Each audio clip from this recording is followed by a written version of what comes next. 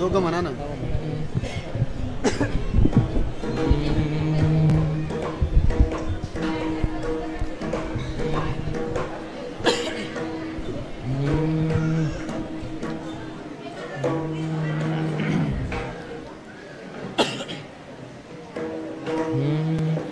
देवा ताईसा करी उपकार, देवा ताईसा करे उपकार, देवा ताईसा करी उपकार, देवा ताईसा करी उपकार, देवा ताईसा करे उपकार, देवा ताईसा करे उपकार, देवा ताईसा करी उपकार, देवा ताईसा करी उपकार, देहाचा विसर पाडी मज, देहाचा विसर पाडी मज, तरीच हा जीव सुख पावे माझा, तरीच हा जीव सुख पावे माझा, देहाचा विसर पाडी मज, देहाचा विसर पाडी मज, तरीच हा जीव सुख पावे माझा, तरीच हा जीव सुख पावे माझा, देवा ताईसा करी उपकार, देवा ताईसा करे उपकार, देवा ताईसा करी उपकार,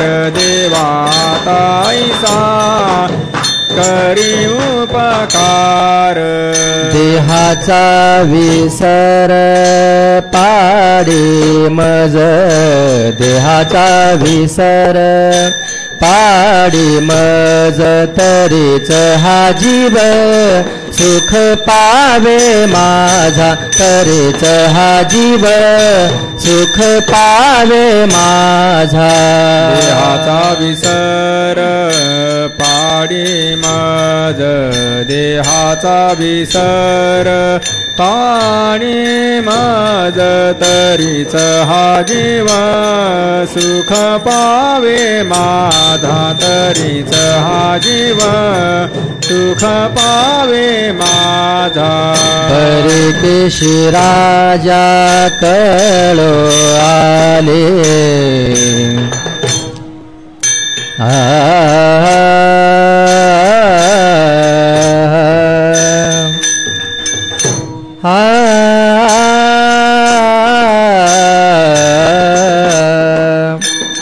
परदेश राजा कळो आले,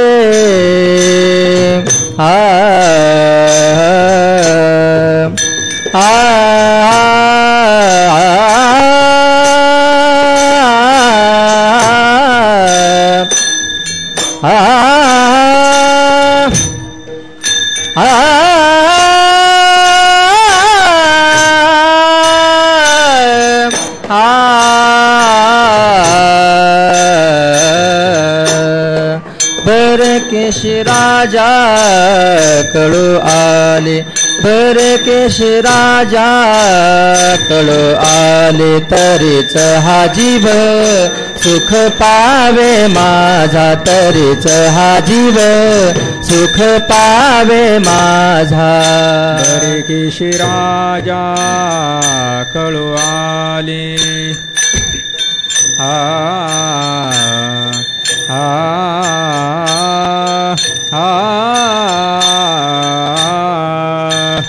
बरकेश राजा कळो आले,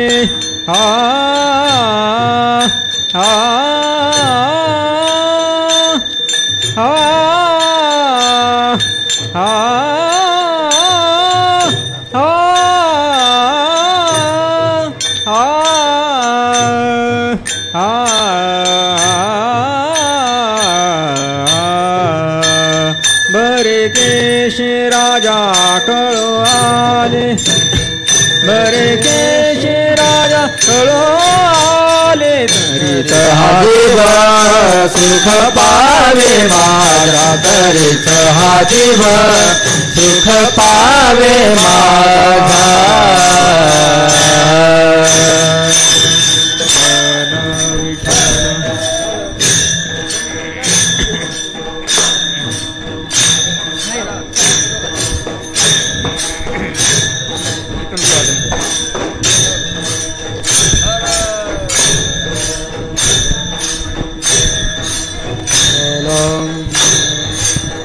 विठाला विठाला विठाला विठाला विठाला विठाला विठाला विठाला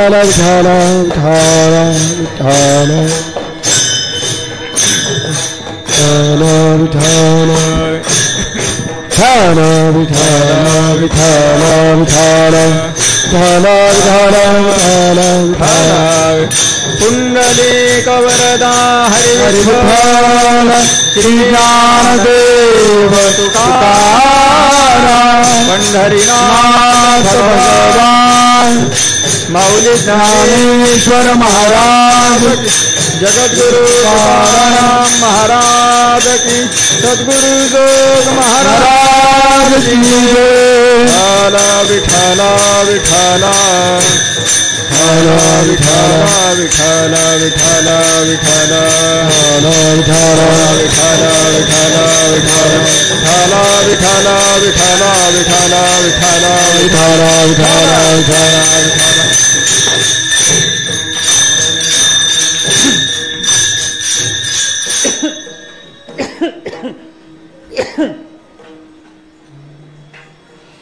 देवाता ऐसा करी उपकार देहाचा विसर पाडी मज तरीचा हा जीव सुख पावे माझा बरे केशी राजा कळो आले ठावदी चित्ता राखे पायापाशी सकळ वृत्तीशी अखंडित आस भय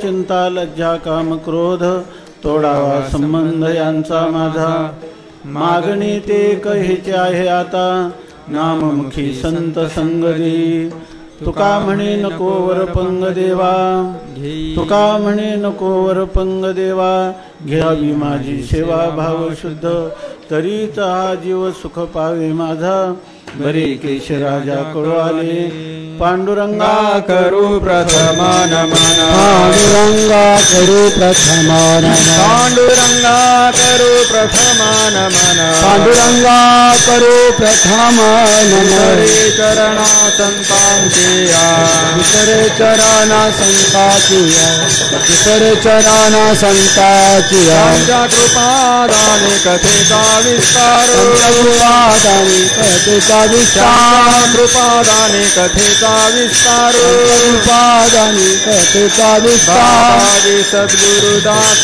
तुका बाबाजी सद्गुरुदास तुका बाबाजी सद्गुरुदास तुका पांडुरंगा करू प्रथम नमन दुसरे चरणा संतांच्या त्यांच्या कृपादाने कथेचा विस्तारू बाबाजी सद्गुरु दास तुका देवाता ऐसा करी उपकार देहाचा विसर पाडी मज तरीच हा जीव सुख पावे माझा बरे केश राजा कळो आले.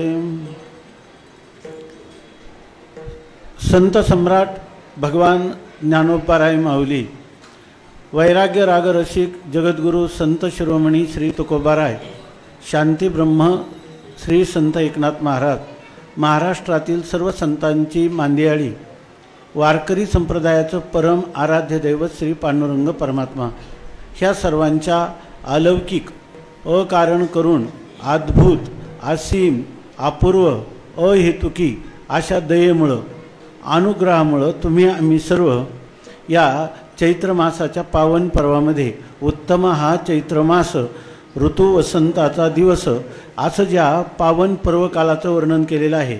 या पावन पर्वकालामध्ये या ठिकाणी पवित्र श्रीला इंद्राणीच्या तटाकावर साक्षात संजीवन समाधीस्थ माऊलींच्या चरणकमलाजवळ उपस्थित होऊन आपल्या जीवनाचं परम मंगल किंवा आपल्या जीवनाचं आत्यंतिक कल्याण व्हावं यासाठी या माऊलींच्या चरणकमलाजवळ संपूर्ण अध्यात्मविश्वातला अलौकिक ग्रंथ असणारा भगवती ज्ञानेश्वरी त्यांच्याच पायाजवळ बसून या ग्रंथाचं पारायणाचं अनुष्ठान, तसंच कीर्तन, भजन, प्रवचन, प्रदक्षिणा, दर्शन, संतसंग ह्या गोष्टीमध्ये आपण जे काही 7 दिवसाचं सप्ताहाच्या रूपाने अनुष्ठान प्रारंभ केलं त्याचा हा परिसमाप्तीचा दिवस आहे. उद्या काल्याच्या कीर्तनाने या उत्सवाची समाप्ती होणार आहे.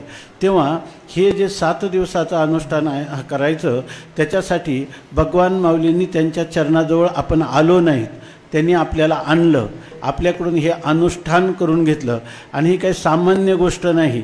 तर या ठिकाणी प्रातस्मरणीय स्वामी म्हणत असत की इतर ठिकाणी हे जे साधन भजन आपण करतो आणि ह्या अलंकापुरामध्ये करतो, तर इथं देवयवनी होती पक्षी असा या भूवैकुंठ पंढरपूर त्याहुनी थोर महिमा या पांडुरंगे प्रसन्नपणे दिधले देणे या ज्ञाना, अशा ह्या क्षेत्रामध्ये आपण आलो. आणि या क्षेत्रामध्ये येऊन भगवती ज्ञानेश्वरीच्या चिंतनाच्या द्वारा या ठिकाणी आपल्या जीवनाचं मंगल व्हावं यासाठी हे आपण करत आहोत. आपल्या जीवनामध्ये आपल्याला धन, मान, यश, कीर्ती, केवळ आयुष्य वृद्धी हे आपलं लक्ष्य नाही, की आपलं लक्ष आहे जेणे हे विश्व निर्मिलेले 21 महर्षी देवाते संस्थापिले 21 स्वर्गाते धरिले सत्ता मात्रे आपुल्या तो हा विठोबा निधान, ज्यांनी ह्या संपूर्ण जगताच्या उत्पत्ती, स्थिती आणि लयाचा कर्ता असणारा सर्वज्ञ आणि सर्वशक्तिमान ईश्वर, की ज्या ईश्वराच्या सत्तेनं हे सर्व चालत आहे. चाले हे शरीर कोणाचे सत्ते, कोण बोलविते हरिविन, देखवी ऐकवी एक नारायण, तयाचे भजन चुको नको. आपल्याला त्या परमात्म्याने हे जीवन दान दिलेलं आहे. जेणे हा देव दिला दान, जेणे हा देव दिला दान, तयाचे करीन चिंतन, तयाचे करीन चिंतन, जग जीवन नारायण, जगत जीवन नारायण, गायीन गुण तयाचे, तयाचे, गायीन गुण तयाचे, गायीन गुण तयाचे, जोया भिवरे जातेरी, जोया भिवरे जातेरी, जोया भीवर चातिरी, जोया भीवर चातिरी, जीव दिला दान, तयाचे करीन चिंतन, जग जीवन नारायण, गायीन गुण तयाचे, जीव दिला दान, तयाचे करीला चिंतन, जगद जीवन नारायण, गायीन गुण तयाचे.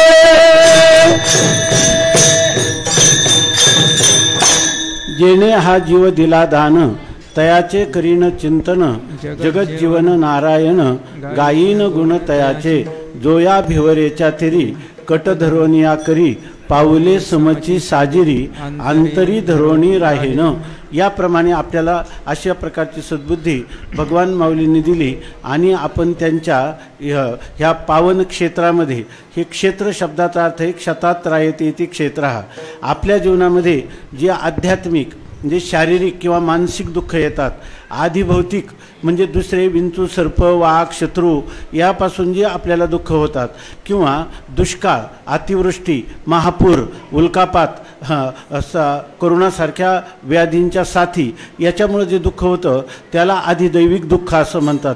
तेव्हा ह्या सगळ्या 3 प्रकारच्या दुःखातून आपली मुक्तता व्हावी म्हणून आपण या ठिकाणी ज्ञानोबारायांच्या पायाजवळ आलो आणि या ठिकाणी त्यांनी आपलं 7 दिवस आरोग्य आयुष्य ठेवलं आणि आपल्याकडून हे सर्व करून घेतलं.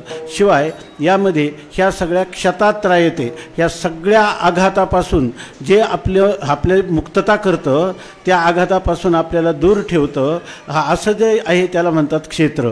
आणि हे परमपावन असणारं हे अलंकापूर क्षेत्र आहे. या क्षेत्रामध्ये केलेलं जे अनुष्ठान आणि दुसऱ्या ठिकाणी इथं स्वामी महाराज सांगायचे इतर ठिकाणी 12 वर्षाचं केलेलं अनुष्ठान आणि आळंदीमध्ये केलेलं 3 दिवसाचं अनुष्ठान याची सुद्धा तुलना होत नाही. विठ्ठल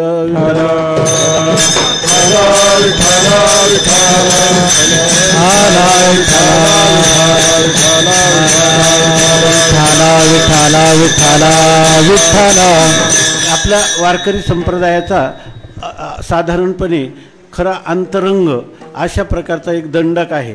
जो वारकरी झाला तर त्याच्या जीवनाची सुरुवात ही निष्काम कर्मापासून होते. म्हणजे निष्काम म्हणजे कोणती कामना करायची नाही आणि वाट्याला आलेलं कर्म हे भगवंताची सेवा म्हणून करत राहायचं. आपल्या गोरोबा काकांची ज्यांची आज पुण्यस्मरण आहे, समाधी सोहळा आहे, तर त्यांनी हेच केलं की त्या ठिकाणी मडके घडवण्याचं काम केलं. परंतु त्या सज्जन कसाई होता त्यांनी मांस विकण्याचं काम केलेलं आहे.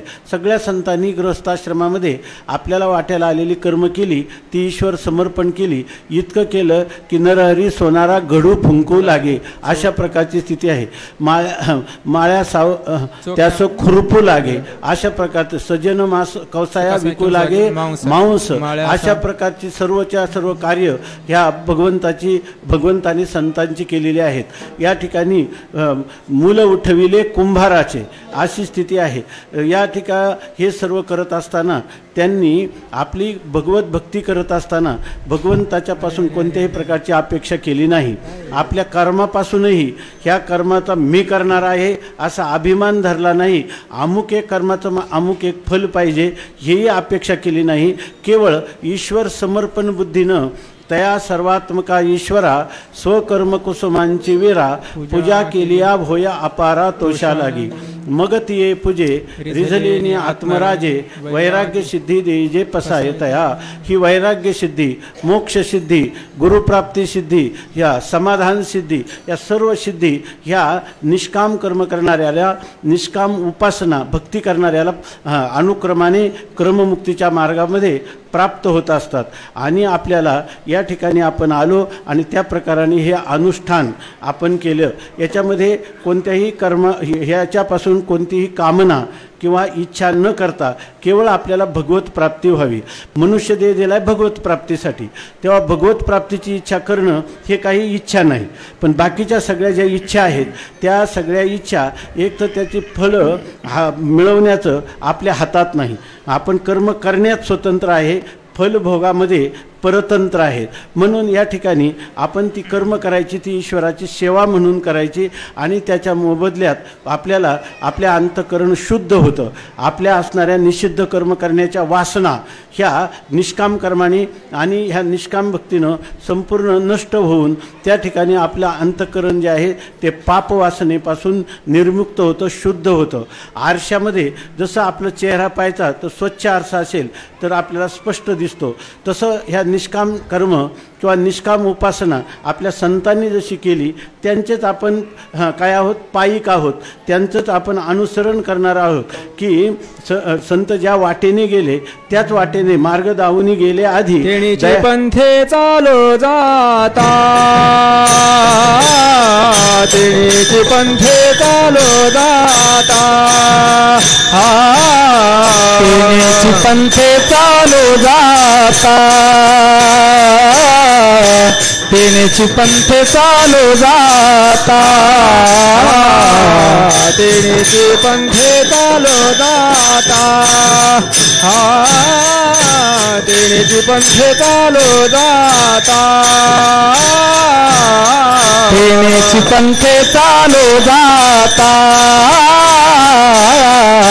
तिनेची पंथे चालो जाता पडे गुंता कोठे काही न पडे गुंता कोठे काही पडे गुंता कोठे काही न पडे गुंता कोठे काही तिनेची पंथे चालो जाता तिनेची पंथे चालो जाता तिनेची पंथे चालो जाता तिनेची पंथे चालो जाता मार्ग दावणी गेले आधी दयानिधी संतते तिनेची पंथे चालो जाता न पडे गुंता कोठे काही मार्ग दावून गेले आधी दयानिधी संतते तिनेची पंथे चालो जाता न पडे गुंता कोठे काय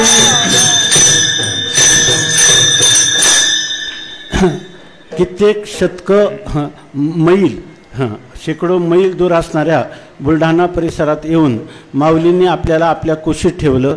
7 दिवस निर्वेद असं जीवन, अनामय जीवन आपल्याला प्राप्त करून दिलं आणि त्याच्यात आपण श्वासोश्वास करतो एवढंच नाही म्हणून जिवंत ठेवलं असं नाही, तर आपले लोहाराचा भातासुद्धा श्वासोश्वास करतो पण उपयोग काहीच नाही. तसं आपल्या जीवनात आपलं जीवन लोहाराच्या भात्याप्रमाणे व्यर्थ नाही, ते सार्थ आहे. कारण आपल्याला जसं ज्ञानोबारायांच्या संबंधाने सांगतात, जो जो दिवस उगवला तो ज्ञानदेवे सार्थक केला, तसं आपल्याला जो जो दिवस 7 दिवसात उजाडला त्याच्यामध्ये आपण सारखं दिव्य तेज पुंज मदनाचा पुतळा अशा ज्ञानोबारायांच्या चरणाचं अवलोकन करीत त्या चरणकमलावर असणारे या ठिकाणी गदा पद्म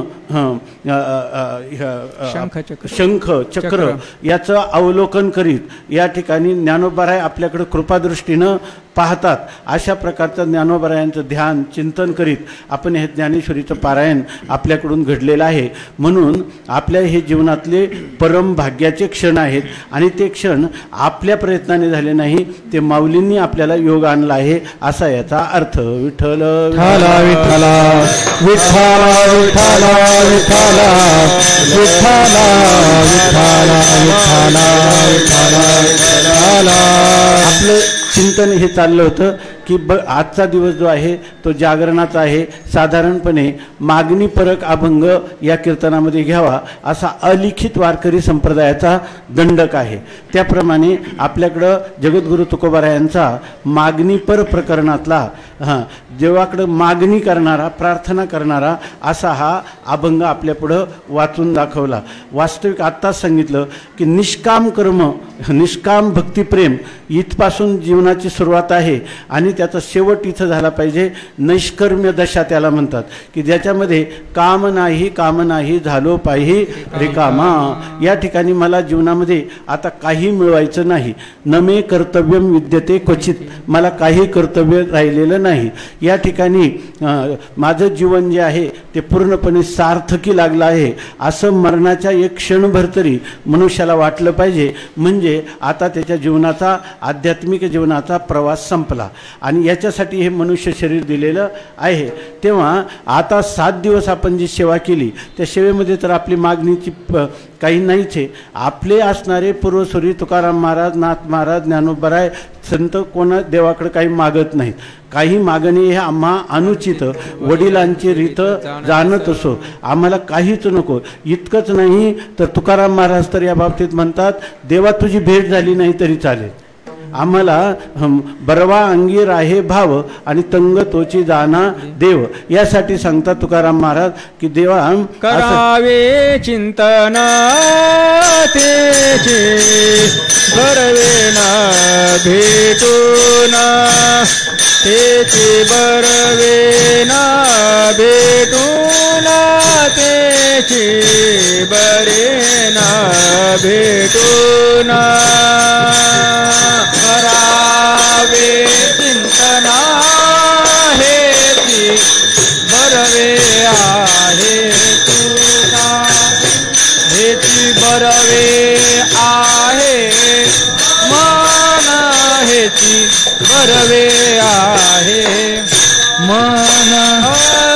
करावे चिंतन तेचे बरवे न भेटून, बरवा अंगी राहे भाव तंग तोचे जाणो देव.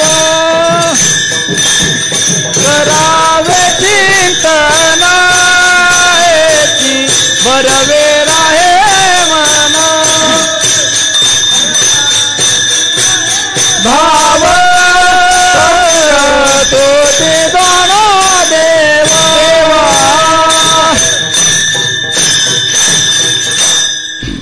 तुकोबाराय म्हणतात देवा आम्ही तुझ्याकडे काहीच मागणार नाही. आपले जे पूर्वज आहेत, म्हणजे हे जे आध्यात्मिक पूर्वज आहेत, प्रल्हाद, पराशर, पुंडरीक, हे जे आहेत, तर ह्यामध्ये यांनी कधीही काही मागितलेलं नाही. देवाने खूप आग्रह केला तरी मागतच नाही. आणि त्या प्रल्हादाला देवाने सांगितलं मी तुला काहीतरी दिल्याशिवाय राहणारच नाही, तुला मला काहीतरी द्यायचंच आहे, फक्त काय द्यायचं घ्यायचं हे तू माग. तर त्याने अनेक वेळा सांगितल्यानंतर तो प्रल्हाद देवाला म्हणतो आता जर तुला मी मागायचंच असेल तर मी मागणी अशी करतो का माझ्या जीवनामध्ये मला कधीही काहीही मागण्याची इच्छाच देऊ नको, हे मागतो. विठ्ठल विठ्ठला विठ्ठला विठ्ठला विठ्ठला विठ्ठला विठ्ठला. भागवतामध्ये श्लोक आला या प्रीतीर अविवेकानाम विशेष्व अनपायिनी सामे त्वाम अनुसर्पताम त्वामे हृदयान माप सर्पतो. तर ते म्हणतात की हे प्रल्हाद म्हणतो भगवंताला, हे भगवंता मी तुझी भक्ती करीत असताना मला असं दे की जे विषयी लोक आहेत, जे विषयात रंगलेले आहेत आणि जे रात्रंदिवस देवा धर्माचं त्यांना आठवणसुद्धा नाही, त्यांच्या ठिकाणी शब्द स्पर्श रूप रस गंध हे पंचविषय मिळवायचे आणि त्याच्याद्वारा सुख मिळवायचं. ते अनित्य आहे, क्षणभंगूर आहे, अनेक दोषांनी युक्त आहे, परतंत्र आहे, पण हे त्या बिचाऱ्यांना कळतच नाही. त्यांचं प्रेम कुठं आहे? विषयाच्या ठिकाणी आहे. त्या ठिकाणी ती माशी त्या गुळाच्या लिगाडाला चिकटते, तो मुंगळा तर अर्धा तुटून गेला तरी सोडत नाही. अशा प्रकारे विषयासक्त झालेल्या जीवांची जशी त्या विषयांवर प्रीती आहे तितकी प्रीती माझी तुझं चिंतन करताना तुझ्याविषयी लागू दे, हे मागणे. आता तुम्ही सांगा याला मागणं म्हणता येईल का? याला मागणं म्हणता येत नाही. विठ्ठल विठ्ठला विठ्ठला विठ्ठला विठ्ठला विठ्ठला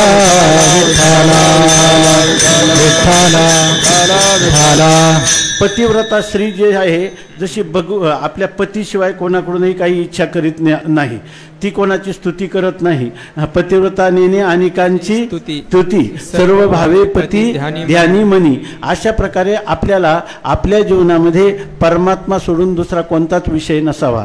विषय तो त्यांचा झाला नारायण, नावडे जन धन माता पिता. आणि असं झालं का मग निर्वाणी गोविंद असे मागे पुढे काहीच साकडे पडो निधी. असं त्या परमात्म्याचे भक्त जितका त्याला समर्पण होतो तितका देव जो आहे तो त्याच्या हृदयामध्ये रात्रंदिवस अभिव्यक्त होत राहतो, मूर्तिमंत होत राहतो, त्याचा मागे पुढे सांभाळ करतो. अशी स्थिती आहे.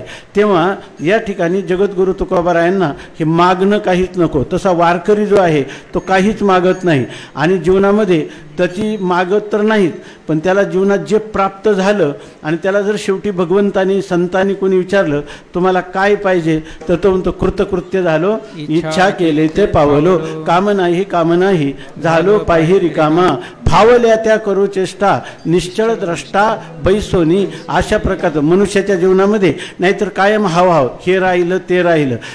तुकाराम महाराज म्हणतात, मरो टेकले शरीर आणि पाया शोधूनी बांधी घर. मरायला लागला, काठी हातात आहे, लपलप शरीर कापतं, तरी म्हणतो पाया आपली जागा कुठपर्यंत आहे, विधभर सुद्धा जागा गेली नाही पाहिजे, नातवंडांना मी बरोबर दाखवतो म्हणतो. अशा प्रकारची स्थिती आहे. तेव्हा या ठिकाणी कोणत्याही प्रकारची इच्छा अंतकरणात राहता कामा नये. हे एक आता परवा इथं म्हणजे 1-2 वर्ष झाले एका वारकऱ्यांनी देह ठेवला, तर त्यांना देह ठेवण्यासाठी घरी नेलं. घरी नेल्यावर त्या ठिकाणी सगळे नातेवाईक भेटायला आले. त्यांनी बराचसा काळ शरीराचा आपला उत्तरार्धाचा इथंच काढला, पण शेवटी शरीर विकलांग झालं, इथं व्यवस्था नाही म्हणून घरी नेलं. घरी नेल्यावर सगळे नातेवाईक भेटायला आले. ते कधीही तुम्ही जा, त्यांचं फक्त रामकृष्ण हरी चालू असायचं, दुसरं काही नाही. एकदा हसणार, ठीक आहे का, हातानेच खुणावणार किंवा फार तर एवढा शब्द विचारणार, बरं आहे का, आणि पुन्हा आपलं चिंतन चालू. आणि ते घरी गेल्यानंतर सगळे लोक भेटायला यायला लागले. इतके नातेवाईक प्रत्येकजण विचारतो, बरं वाटतं का, हे करतं. त्यांनी मुलांना बोलावलं आणि त्यांना सांगितलं की बाळा, आता माझं थोडा काळ राहिलेला आहे, आता मला शांतपणे चिंतन करू दे, आता नातेवाईक वगैरे मला कोणी भेटायला नको. याचा अर्थ असा आहे की शेवटचा काळ जो आहे त्या काळामध्ये देखील आपल्याला कशाचंच कौतुक वाटू नये. कौतुक वाटायचं ते फक्त परमात्मा चिंतनाचं. परमात्म्याचं सुद्धा कौतुक नाही, कौतुक आहे करावे चिंतन, त्याची बरवे न भेटून. तो परमात्मा भेटला नाही तर चालेल, कारण प्रिय व्यक्तीचा जितका वियोग होतो तितका त्याचा जास्त छंद लागतो, तितका त्याचं पिसं लागतं, वेळ लागतं. अशा रीतीनं परमात्म्याचं चिंतन करावं. कधी भेट देईल, किती दिवस लागतील याचा विचार करू नये. आगा कोणा तरी काळे मनसील माझी बाळे, कोणातरी एका जन्माच्या शेवटी कृपाळवा पोटी येईल दया. माझा तो परमात्मा जो आहे तो अभय दानशूर पांडुरंगा, तुझा ऐसा कोण उदाराची राशी. तो अत्यंत उदार आहे, त्याच्या अंतकरणाचा ठाऊक मी कोण घेणार. तो जेव्हा त्याला वाटेल तेव्हा कृपा करील. तोपर्यंत कितीही जन्म आले, कोणतेही जन्म आले तरी मी फक्त भगवत भजन करीत राहील. विठ्ठल विठ्ठल विठ्ठला विठ्ठला विठ्ठला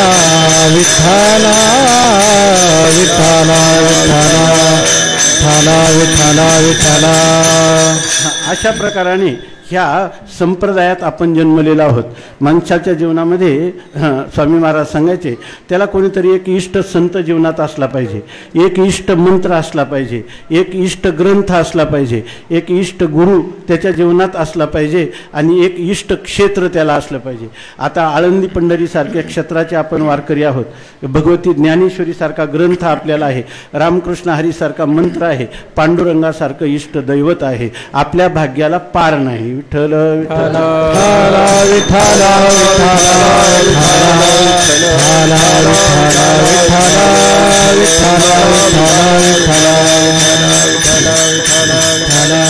जीवनामध्ये कल्पनाच रंगवायच्या झाल्या तर ज्या कल्पना कधीच सफल होत नाही त्या रंगवण्यात काय मी कोट्याधीश होईल. प्रारब्धाच्या अधीने अन्न आच्छादन हे तो प्रारब्धा अधीन. माणसं काय करतात, संसार जो आहे त्याच्यात सगळी शक्ती खर्च करतात, प्रयत्नाची पराकाष्ठा करतात, परंतु संसार हा प्रारब्धाने होत असतो आणि परमार्थ करावा लागतो. परमार्थात पुरुषार्थाला वाव आहे आणि संसारात प्रारब्धाला वाव आहे. पण माणसं काय करतात, भजन भोगाली भोगावरी आणि अकर्तव्य मनीधरी, अशा प्रकारची स्थिती आहे. तुम्ही का नाही हो, सगळ्या बुलढाणा जिल्ह्यातले परिसरातले लोक महाराजांच्या कृपाछत्राखाली इथं आले आणि तुम्ही का नाही आले. ते म्हणतात आमच्या प्रारब्धातच नाही. विठ्ठल विठ्ठला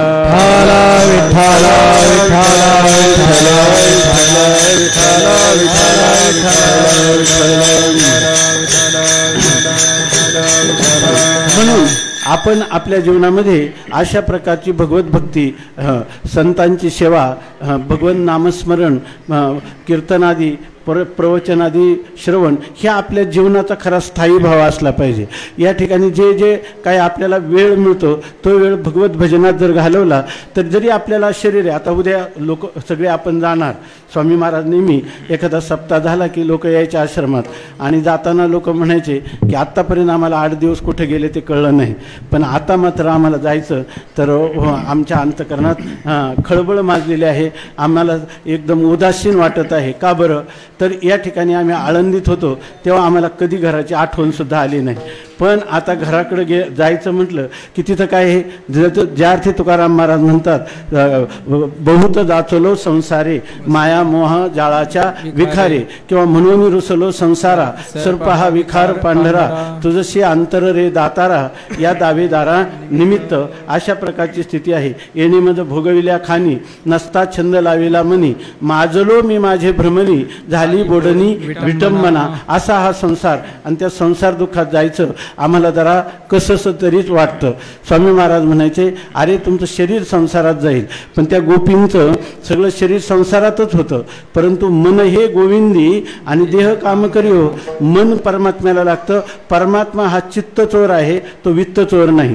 तेव्हा तुम्ही कुठेही असले, देह असो माझा भलती ठाई, कोणत्याही शहरात कुठेही तुमचं शरीर असलं, तुमचं शरीर कोणत्या देशात राहायचं, कोणत्या कालात मरायचं, कधी सुखदुःख प्राप्त व्हायचे, कधी तुम्हाला धनमान प्राप्त व्हायचं, ह्या सगळ्या गोष्टी ठरवून गेलेल्या आहेत. या ठिकाणी स्वामी महाराज सांगायचे, एखादा नट जो असतो तर तो काही नाटक करताना त्याचे फोटो काढतात आणि तोच त्या फोटो पाहायला लागला तर त्याला तो नृत्य करीत होता, नाचत होता. त्या नाचताना तो पाहायला लागला मी कसा नाचलो. त्याच्या लक्षात आलं की हा हातवारे करताना हात खांद्यापर्यंत घेतला, तर जो डोक्यापर्यंत नेला असता तर आपलं नृत्य अनेक शोभलं असतं. आता हातात नाही, फिल्म काढलेली आहे, बटन दाबलेलं आहे, फक्त बघत राहायचं. तसं आयुष्याच्या शेवटपर्यंत आपल्याला हे सुखदुःखाचे ढग येतील आणि जातील, त्याचं फक्त प्रकाशन करायचं, पाहत राहायचं, द्रष्टाभावामध्ये साक्षीभावामध्ये स्थित व्हायचं, त्याच्यात बदल करण्याचा प्रयत्न करायचा नाही. करायचंच काय तर आपलं असणारं जे देवाने दिलेलं शरीर आहे, काया आहे, वाणी आहे, मन आहे, बुद्धी आहे, ते नेत्रेंद्रिय आहेत, स्पर्शनेंद्रिय आहेत, आपल्याला जे दिलेलं रसनेंद्रिय आहे, हे सर्व परमार्थामध्ये त्या ठिकाणी वेच करायचं. आणि हे करत असताना या ठिकाणी मन हे गोविंदी आणि देह काम करियो, अशा प्रकारची युक्ती तुम्ही घेऊन जा. स्वामी महाराज तर फार सांगायचे, मी आता आपला वेळ कमी थोडक्यात सांगतो की या ठिकाणी जरी तुमचं शरीर आळंदीमधून गेलं तरी तुम्ही मन या ठिकाणी ठेवू शकता. दररोज सकाळी तुम्ही उठल्यानंतर जे काही पूजा करता त्या मानस पूजेचा एवढाच जरी विषय ठेवला की मी आता इंद्रायणीचं स्नान करून हैबत बाबाच्या पायरीचं दर्शन करून आतमध्ये माऊलीच्या मंदिरात प्रवेश करीत आहे, शेजारी हनुमंतरायांचं मी दर्शन करीत आहे, इकडं गरुडाला प्रार्थना करतो, हैबत बाबांना प्रार्थना करतो, नाथपाराचं दर्शन करतो, मध्ये जाताना ज्ञानोबरायांचं चिंतन करीत समाधीजवळ जातो, बाहेर त्या ठिकाणी ठेवलेला मुकुट पाहतो, गणेशाचं दर्शन करतो. त्याच्यानंतर मी सकाळी इंद्रायणीला सर्व विश्वातल्या पावन नद्यांच्या रूपाने त्याचं स्नान केलेलं आहे. मी आता या ठिकाणी अन्नपूर्णा मातेचं किंवा मुक्ताईचं दर्शन करतो, भगवान सिद्धेश्वराचं दर्शन करतो, आजान वृक्षाचं दर्शन करतो, प्रार्थना करतो, या ठिकाणी पालखीचं दर्शन करतो. आणि हे सगळं चिन्मय चैतन्यमय या ठिकाणी ज्ञानोबाराय माझ्याकडं कृपादृष्टीने पाहतात. अशा प्रकारचं चिंतन केलं तर स्वामी महाराज म्हणायचे, काही लोक म्हणायचे की आम्हाला असं वाटतं की आळंदीतच एखादी खोली घ्यावी आणि इथंच राहावं, पण जे आळंदीतच घर करावं. स्वामी महाराज म्हणायचे, आता आम्ही आळंदीत राहतो, आळंदीत घर करण्यात काही पुरुषार्थ नाही. त्या ठिकाणी आपल्या हृदयात जर आळंदी नसेल आणि आपलं शरीर जर आळंदीत असेल तर त्याचं विशेष महत्त्व नाही. आपल्या संप्रदायामध्ये महिन्याचा वारकरी किंवा वर्षाचा वारकरी याला मिळणारं पुण्य हे क्षेत्रात वास करणाऱ्यांपेक्षा मोठं सांगितलेलं आहे. कारण क्षेत्राचं असं आहे की अन्य क्षेत्रे कृतम पापम, आपल्या आयुष्यात जेवढे पाप घडले असतील तर तीर्थक्षेत्रे विनश्यती, या तीर्थक्षेत्रात एक इंद्रायणीचं स्नान केलं का हजारो कोट्यावधी कल्पातल्या जन्मांचा पापाचा नाश होतो. परंतु तीर्थक्षेत्रे कृतम पापम, या क्षेत्रात जर पाप घडलं तर वज्रलेपो भविष्यती, ते वज्रलेप पाप होत असतं, त्याचा परिहार होत नाही. तेव्हा स्वामी महाराज म्हणायचे की तुम्ही जर गावी चालले ना तर गावी तुम्ही नियम ठेवा, मी माऊलींचं दररोज समाधीचं दर्शन, आमचे एक मित्र आहे ते महिन्याच्या वारीला येतात, त्यांना म्हटलं तुम्हाला गेल्यावर जरा वाईटच वाटत असेल, इथं आल्यावर आनंद होत असेल. ते म्हणजे मला काय आनंद होत नाही, कारण मला वाटतच नाही की मी माऊलीपासून दूर असतो म्हणून. विठ्ठल विठ्ठल विठ्ठला विठ्ठला विठ्ठला विठ्ठला विठ्ठल विठ्ठल विठ्ठल विठ्ठल विठ्ठल. स्वामी महाराज म्हणायचे, अरे तुम्ही एवढे लोक एका एका घरातले मिळून इथे या ठिकाणी आले, अनुष्ठान केलं, तर आता तुम्ही इथं राहिलं तर तुमचा उद्धार होईल. हा, आळंदीत घर केलं, पण तुम्ही जा आणि तुमच्या घराचीच आळंदी करा. विठ्ठल विठ्ठल विठ्ठल विठ्ठल विठ्ठल विठ्ठल विठ्ठल विठ्ठल विठ्ठल. तेव्हा आपल्या ह्या अनुष्ठानाची पूर्णता झालेली आहे आणि त्या निमित्ताने आपण भगवंताच्या समोर बसून या ठिकाणी ज्ञानोबरायांच्या सत्तेतून देवाकडं पांडुरंगाकडं तुकाराम महाराज मागणी करतात. आणि ती मागणी जी तुकाराम महाराज करतात की हा आपला निरोप समारंभाचा दिवस आहे. आज माऊली आपल्याला निरोप देतात आणि निरोप देताना म्हणतात तू माग असं आपल्याला म्हणतात. माऊली आणि पांडुरंग दोन नाही, त्या ठिकाणी तोची अवतार धरी अलंकापुरी ज्ञानाई सुंदरी तारावया अशा प्रकारची स्थिती आहे. तेव्हा ज्ञानोबारायांच्या जवळ तुकोबारायांच्या जे काही वाणी आहे ती बाहेर पडत आहे. तर त्या निमित्ताने आपण त्याच अभंगाच्या माध्यमातून अभंगाच्या प्रथम चरणात जगद्गुरु तुकोबाराय मागणी करतात. देवा आता ऐसा करी उपकार, देवा आता ऐसा करी उपकार, देवा आता ऐसा करी उपकार, देवा आता ऐसा करी उपकार, देवा आता ऐसा करी उपकार,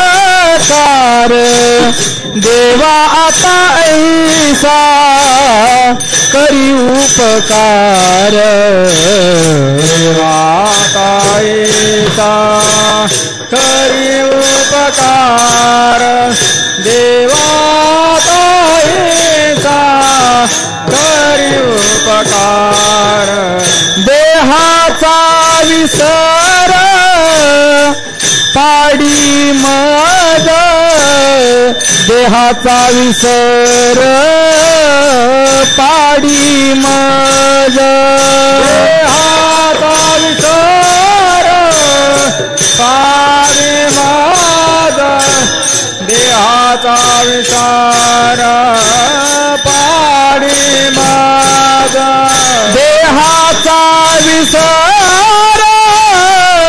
पाडी मज, देहाचा विसर पाडी मज, देहाचा विसर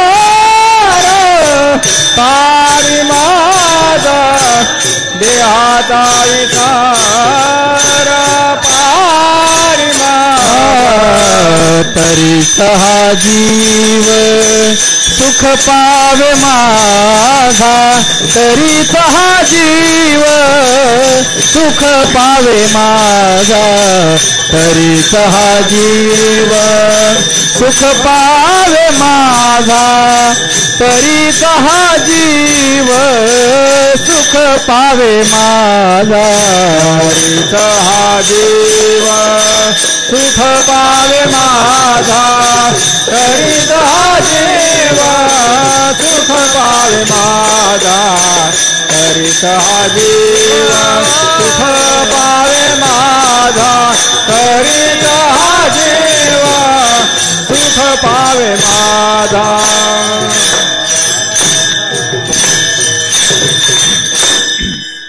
काय आहे हे? भक्त जेव्हा आपलं संपूर्ण जीवन परमार्थामध्ये वेच करतो, त्याला दुसरं काहीच नाही, एकच परमात्म्याची भेट आणि परमात्म्याचं भजन ही साधना ज्या वेळेला तो करत असतो त्यावेळेला तो भगवान परमात्म्याला असं वाटतच राहतं की ह्या माझ्या भक्तांनी काहीतरी माझ्याकडं मागावं.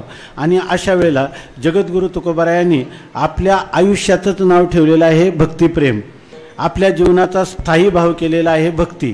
तेव्हा पांडुरंग परमात्म्याला असं वाटतं की तुकोबारायांनी काहीतरी मागावं. त्यावेळेला आपलं की ज्या वेळेला आपण महापुरुष किंवा सत्पुरुष आपल्याला काही वस्तू देतात, प्रसाद म्हणून देतात, तर त्याचा आपल्याला अवेअर करता येत नाही. इतर लोकांचं आपण अवेअर करू शकतो. स्वामी महाराजांच्याकडे एक आजी यायची आणि ते स्वामी महाराज पैशाला स्पर्श करत नव्हते, पण ती म्हणायचे आज मी हे एवढे 8 आणे हे तुमच्या समोर ठेव म्हणायचे. तेव्हा ते का तर ते म्हणे ती इतकी भाविक आहे आणि ती इतकी सेवाभावी आहे आणि माझ्यापेक्षा ती वयाने जास्त आहे. मला लहान असताना तिनं खांद्यावर याच्यावर खेळवलेलं आहे, तर तिचा प्रसाद म्हणून आता 4 आणे ठेवून घ्या. विठ्ठल विठ्ठल विठ्ठल विठ्ठल विठ्ठल विठ्ठल विठ्ठल विठ्ठल विठ्ठल. भगवान जेव्हा प्रसाद रूपाने भक्ताला देतो तेव्हा त्याला नाही म्हणवत नाही.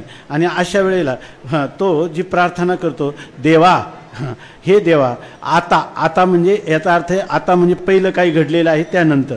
म्हणजे मी जेव्हा रात्रंदिवस अनेक जन्मजन्मांतरी तुझाची अंकिला करोनी विठ्ठला दास ठेवी या न्यायाने भक्ती केली आणि त्या भक्तिप्रेमापोटी इथं माझं जसं तुझ्यावर अपार प्रेम आहे त्या अपार प्रेमाच्या पोटी तुकोबारायांना काहीतरी द्यावं असं तुम्हाला देवाला वाटतं. तेव्हा म्हणतात की आता या तू म्हणतच आहेस तर आता यानंतर हे देवा याचा अर्थ देव म्हटलं की ते अलौकिक सर्वज्ञ सर्व शक्तिमान असणारा, कर्तुम अकर्तुम अन्यथा कर्तुम शक्तिमान संपन्न असणारा, ह्या जगताचा उत्पत्ती स्थिती आणि सांभाळ लय करणारा असा सर्व शक्तिमान असणारा परमात्मा तू आहेस. त्यामुळे तुला आलं तर काय तुझा अवघे होऊ येते. तू काय करू शकणार नाही. तू या सगळ्या ब्रह्मांडाचा धनी किंवा स्वामी किंवा मालक आहे. या ठिकाणी तुझं काय तुझं करिता नव्हे काय, बरोबर का, तुझं करिता होय ऐसे काय नाही, काय नव्हे करिता तुझं नाही दुसरं करिशील तरी नव्हे काही, राईचा डोंगर पर्वत राही आपुले करुणेची साई करीव आई मजवरी. या तुला काय करता येत नाही, तू सर्व काही करू शकतो. तेव्हा असा तू देव आहेस, अलौकिक शक्ती संपन्न आहेस. तेव्हा हे परमात्मन आता आईसा उपकार करी, माझ्यावर उपकार कर. उपकार शब्द याचा अर्थ आहे आपण त्याच्यावर केलेले जे काही त्याचे भजन आहे त्या भजनाच्या मोबदल्यामध्ये तो परमात्मा आपल्याला काही देत आहे. तेव्हा त्याला म्हणतात तू उपकार कर. उपकार शब्द असे उप म्हणजे जवळ आणि क्रू करोती ना करणं असा अर्थ आहे. तोच परमात्मा आपल्या हृदयात राहतो. उप म्हणजे हृदयामध्ये जवळ, सर्वात जवळचं राहण्याचं परमात्म्याचं साधन काय, आपलं हृदय. हृदय याचा अर्थ हे मांसाचा पिंड छातीमध्ये ते हृदय नाही. आपलं मन, सर्व शरीरातल्या कणाकणात व्यापलेलं मन हेच खरं हृदय आहे. आणि त्या मनामध्ये, त्या चित्तामध्ये, त्या बुद्धीमध्ये तू राहा, वास कर आणि मला उप म्हणजे सन्निधी सान्निध्यात राहून माझ्या जीवनामध्ये परावर्तन कर. आणि ते परावर्तन करण्यासाठी तू मला जे सहाय्य करशील त्यालाच म्हणतात देवा आता ऐसा करी उपकार. भगवान तुकोबारायांच्या मुखाकडे अवलोकन करायला लागले. आता तुकाराम महाराज म्हणतात, मागतात काय मागतात, तर ते म्हणतात देवा आता ऐसा करी उपकार. तर कर काय, तर देहाचा विसर पाडी मज. या ठिकाणी मला माझ्या देहाचा पूर्णपणे विसर पडू दे. याचा अर्थ बघा, तुकाराम महाराजांनी दुसरं काहीच मागितलं नाही या ठिकाणी. नाहीतरी ज्या गोष्टी नश्वर आहेत, क्षणभंगूर आहेत, अशा गोष्टी मागून काय उपयोग आहे. मागायचं तर देवाकडं असं मागायचं की या ठिकाणी आपल्या ह्या जन्ममरणाची परंपराच खंडित झाली पाहिजे. हा आपला शेवटचा जन्म झाला पाहिजे. पुन्हा काही मागण्याची इच्छाच राहिली नाही पाहिजे. अशा प्रकारचं काहीतरी मागावं. स्वामी महाराज विनोदाने सांगायचे की आपला वेश बदलून शिवाजी महाराज आपल्या प्रजेचं कसं चाललं हे पाहण्यासाठी त्या ठिकाणी फेरी घालत असत. एक दिवस सकाळीच ते उठले आणि घोड्यावर बसून सातारा जिल्ह्यातल्या एका खेड्यामधून चालले आणि त्यांना ताण लागली. तेव्हा अंगणात एका शेतकऱ्याचा मुलगा खेळत होता. त्याला त्यांनी बोलावलं, म्हणे बाळ मला एक तांब्याभर पाणी आण. तो गेला, तांब्याभर पाणी आणायला गेला. आईला सांगितलं. अरे आई म्हणले इतक्या सकाळी पाणी कसं काय मागितलं त्यांनी, याचा अर्थ त्यांना भूक पण लागली असेल. तिनं तव्यावरची गरम भाकरी आणि चटणी दिली. शिवाजी महाराजांनी ती त्या घोड्यावर बसूनच खाल्ली आणि त्यांना सांगितलं तुझ्या आईवडिलांना बोलून घे. ते वडील, आई कामात होती, वडील आले आणि त्यांनी सांगितलं तुझ्या घरामध्ये अतिथी देवो भव. माझी काय परिचय नसताना मी पाणी मागितलं तरी जेवण दिलं. त्यामुळं मी इतका प्रसन्न आहे की तुला जे लागेल ते माग.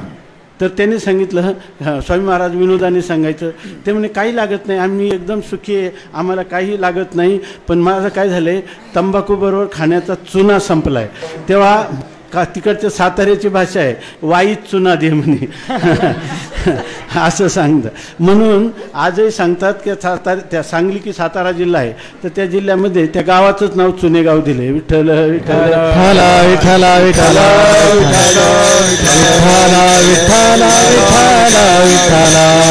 विठ्ठल विठ्ठल विठ्ठल विठ्ठल. जगद्गुरु तुकाराम महाराज असं मागतात की पुन्हा काही मागण्याचे राहता कामा नये. आणि ते मागणं कोणतं आहे, तर देहाचा विसर पाडी मज. पहिली मागणी, मागण्याचा क्रम असतो. जसं पक्वान्न ताटात, त्याचं निवारण कोण करील, कसं करील, यासाठी काय साधन भजन केलं पाहिजे, अशा प्रकारचा विचार केला तर त्या विचाराने माणसाला परमार्थाचा प्रवास लवकर गाठता येतो. विठ्ठल विठ्ठल विठ्ठल विठ्ठल विठ्ठल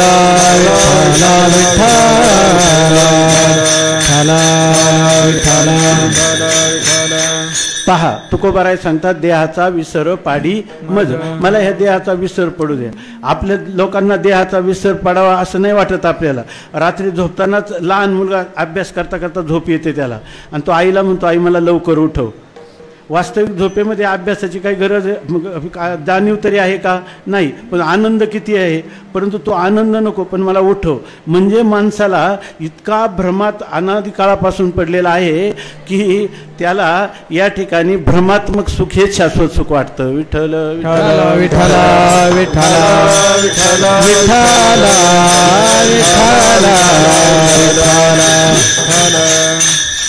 माणसाचा अनुभव आहे ना, त्या अनुभवाचा आपलाप किंवा निषेध करता येत नाही आपल्याला. सगळ्यांना इथं कोणी पहा, इथं भिकारी झोपला, राजा झोपला किंवा एखादा रोगी झोपला, तर झोपेतला आनंद कोणाचा जास्त आहे कोणाचा कमी आहे सांगा? गाढ झोपेमध्ये सगळ्यांना सारखाच आनंद आहे. आता तिथं विशेष घडलंय काय, फक्त देहाचा विसर नाही. विठ्ठल विठ्ठल विठ्ठल विठ्ठल विठ्ठल विठ्ठल विठ्ठल विठ्ठल विठ्ठल विठ्ठल विठ्ठल. मग तुम्ही जर दुसरं साधन जर काय असेल तर शरीर, त्याला म्हणतात कारण शरीर. आता असं आहे, थोडक्यात सांगतो, जेवढं आपल्याला आकलन होईल किंवा मला यथाशक्ती सांगता येईल थोडक्यात सांगण्याचा प्रयत्न करतो. हे 3 शरीरं माणसाला असतात, एक स्थूल शरीर, एक सूक्ष्म शरीर आणि एक कारण शरीर. आपल्याला बघा, एखादा मनुष्य मरण पावला की आपण रडायला सुरुवात करतो, जन्म आला की आपण हसायला सुरुवात करतो, आनंद उत्सव साजरा करतो. याचं कारण काय, त्याला हे स्थूल शरीर प्राप्त झालेले, 3.5 हाताचं शरीर. तेव्हा जन्म कोणाला आला, ह्या स्थूल शरीराला, आणि मृत्यू कोणाला आला, सूक्ष्म स्थूल शरीराला. आणि त्या स्थूल शरीराचं मरण हे आपलं मरण आपण समजतो. त्यामुळं मरताना आपली माशासारखी तडफड होते. तर ते शरीर मी आहे किंवा ते शरीर माझं आहे. त्या स्थूल शरीराला मी म्हटलं की तुम्हाला स्थूल शरीराच्या जन्म मरणाचं भय हे कायमचं तुमच्या पाठीमागं लागलं. आईच्या उदरात कोण हे स्थूल शरीर तयार होतं आणि चितेमध्ये कोण जळतं, हेच जळतं. तेव्हा त्या स्थूल शरीराला मी म्हटलं की मी देह म्हणता ब्रह्महत्या कोटी येऊन या पाठी थापटिती. या ठिकाणी त्याला या स्थूल शरीराला मी म्हटलं का जन्म मरणाचं भय त्याच्या पाठीमागं लागलं. आता त्याच्या आत असणारा जो सूक्ष्म शरीर आहे, ज्याला मन म्हणतो आपण किंवा अंतःकरण म्हणतो, त्या अंतःकरणाच्या ठिकाणी सुख दुःख कर्तृत्व, मी करता आहे, मी ह्या कर्माचा फलभोगता आहे, अशा प्रकारचा जो अभिमान आहे तो हे जे धर्म आहे ते सूक्ष्म शरीराचे आहेत. म्हणजे ते सूक्ष्म शरीर जे असतं त्या सूक्ष्म शरीराचे धर्म हा